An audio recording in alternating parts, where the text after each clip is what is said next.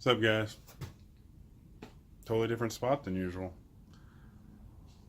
I've been kind of working on the front bumper of the Mustang, like the crash bar, because with the intercooler I got, I had to take away some of, like, cut a section out of it so it fit. It's not perfect by any means, but it is what it is. It's back to the same strength that it was, if not stronger, and it's going to serve the purpose. It's going to allow the intercooler to fit properly. So I just wanted to, I took some pictures when I took it off and all that other stuff. I don't think I even took any pictures of me cutting it or anything. I got like 9 days to get this car done, and I'm kind of running out of time. The fuel system just got here yesterday.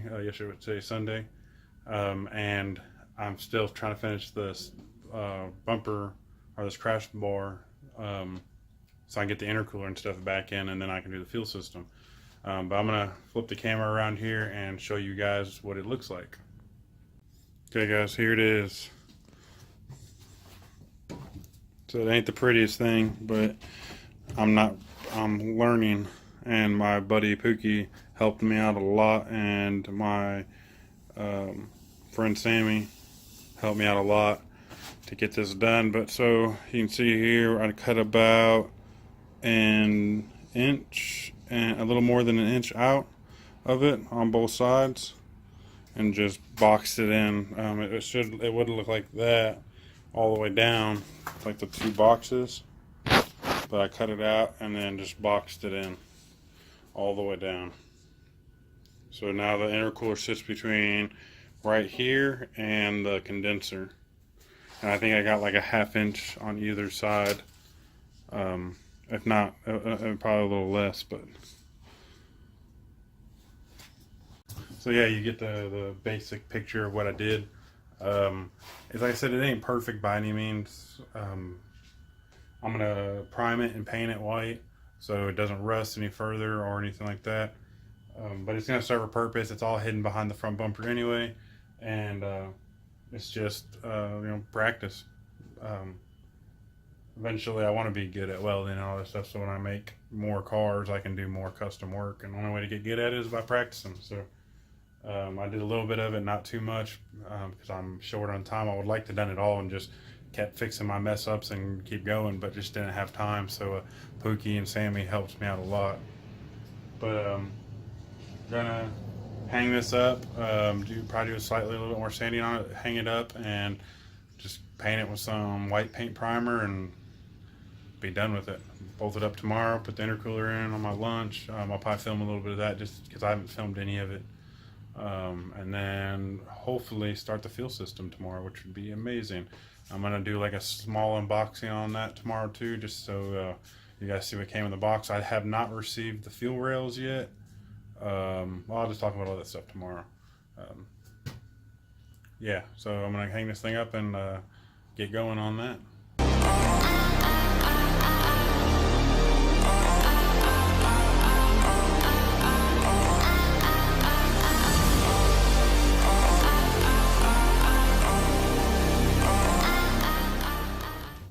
What's up, guys? Update time.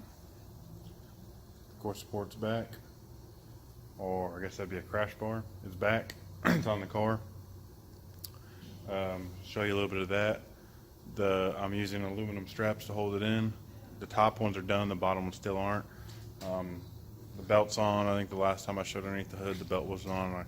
I got the next day Snap-on came and warranted my tool, so I got the power steering pulley on.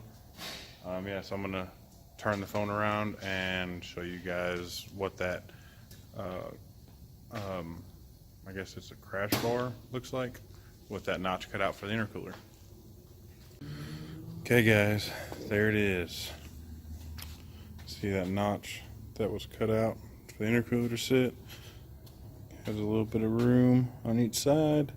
The bottom brackets aren't built yet.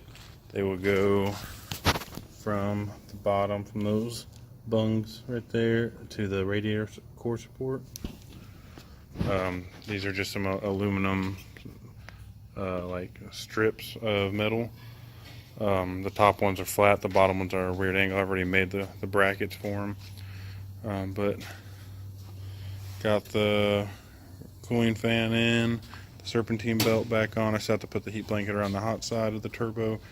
It runs fine. I started it up every now and again, pulled it into the shop. Give you a little better view what the intercooler looks like. Looks pretty good. That's just a rag hanging. I guess fell. But yeah, it looks pretty good. Pretty happy with it. It's, like I said, it's not the cleanest work on that crash bar, but it's nothing you're going to see anyway. It's still strong, if not stronger than it was before, with this plate that we welded in right here. It was I think it was like an 1/8 inch thick piece of steel. Made it a little bit heavy, but I think it probably added like 3 or 4 pounds. Nothing major, but definitely stronger, and didn't lose any structural rigidity by cutting that up. Yeah, going to show you guys this Lethal Performance fuel system now. Just got it in this past Saturday. Don't have the rails. I'll explain more of that here in a second. Okay guys, I've already opened the box. I had to look to see what everything was, but I'm going to just pull things out of the box and show you as I pull them out. Some of them come like in secondary boxes, so I'll just pull everything out to show you. I did not receive the rails. I opted for the black anodized rails when I ordered the kit. They were out of stock, so they were waiting on more to come back from the anodizer. They should be shipping tomorrow. Today's Monday. They should be shipping by Tuesday. I'm going to be cutting it super close to make my mark, because tomorrow makes it a week before my dyno day. So I'm going to be cutting it super close. But yes, just going to start pulling stuff out of the box.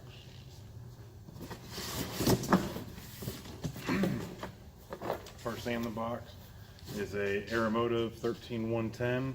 It is a fuel regulator for the return system. Pretty clean looking piece.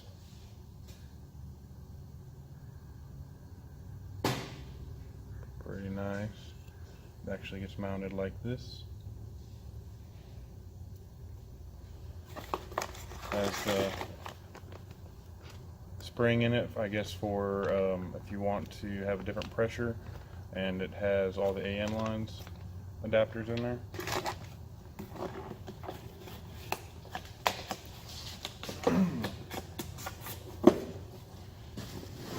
I also opted for all of the lines to be pre-built.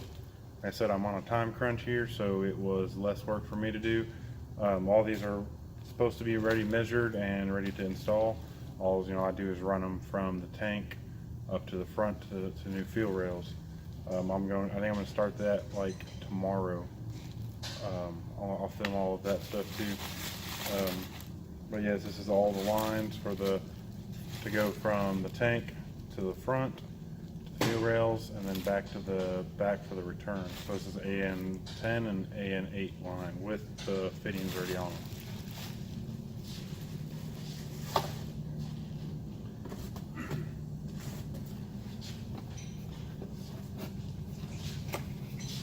This is the Division X inline filter. It's a pretty clean piece. It's gonna go in line. Train's coming by again. You guys know how it is. I'm at the shop. I'm gonna pause the video and pick it back up whenever it comes by. Okay, for the most part, the train's going now. So, anyway, this next box is the splitter for the rail. Brought by the rails to go from 1 to 2 to go to each rail. Another really nice, great quality machined aluminum. It's a billet piece. It's all one piece. Super clean. All the threads look awesome.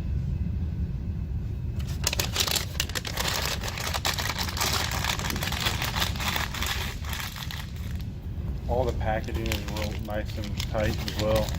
Nothing came just like loose in a box.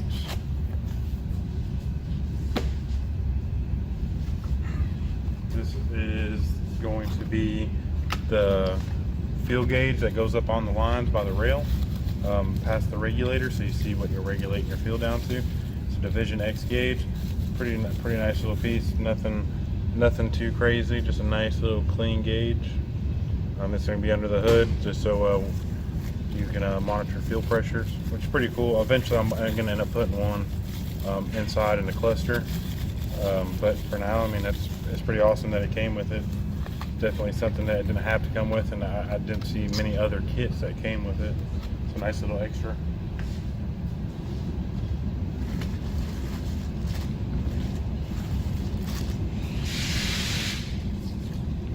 Here are my two wall burl. I think they're 342s. It's going to be running out two of those. These are E85 compatible, but I'm only going 93 because where I live, E85, the closest E85 station is about 45 minutes away. And not only that, it is a daily driver, and E85 can be a hassle. These are all the other fittings you'll need. These are all AN fittings, and they're all O-ringed. So you don't have to Teflon tape them. You don't have to put any feel safe goopy goop on it or nothing. They're all O-ringed, ready to go for the AN lines. This is a bag of all the straps and all the hardware you'll need to secure the lines underneath your vehicle to run it from the front to the back.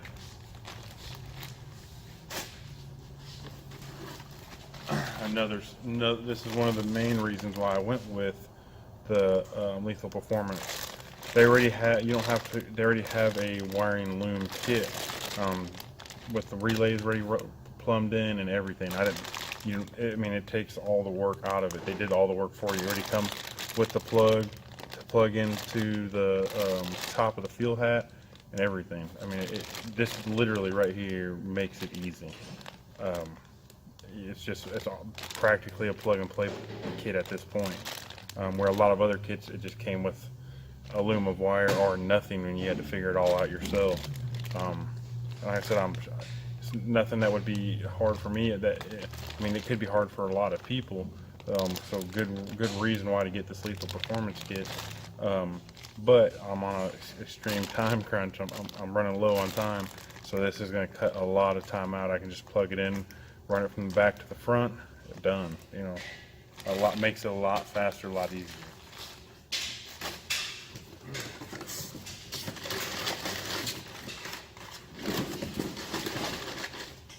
And this is the star of the show. This is can you read that? Division X, fully forged, or not forged, it's a billet one-piece aluminum hat for 2 pumps. And I see Allen here, so you can probably buy their 3-pump one, and if I ever want to go to 3 pumps, I can unbolt this one and bolt the 3-pump one on. As you see, everything's already wired for the wall burls. It even comes with the wiring for your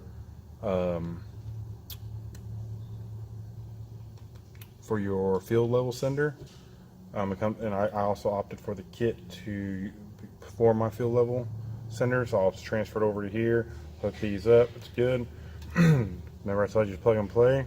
The other end of the connector is already here. Plug it in, just like if it was factory. The seal here, I'm not sure if any of you guys are familiar with the Mustang fuel tanks, but it has a giant O-ring that you use, so I already have a new one of those. This right here is for your return. It's got your AN10 out and your AN8 in. Super nice, clean piece. I mean, all the machine works nice. Super clean.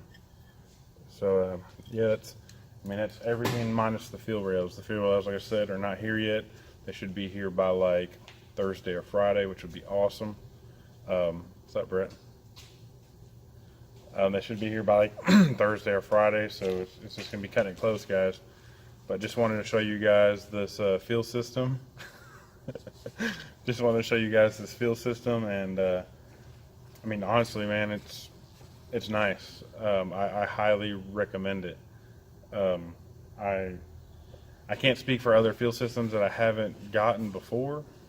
I've just seen a lot of pictures and videos and things like that, and I mean, it's nice, especially compared to some of these other fuel systems I've seen pictures and videos of. Never got my hand on myself, but you know, with cameras and video these days, you can pretty much get the gist of something just from a video or a picture.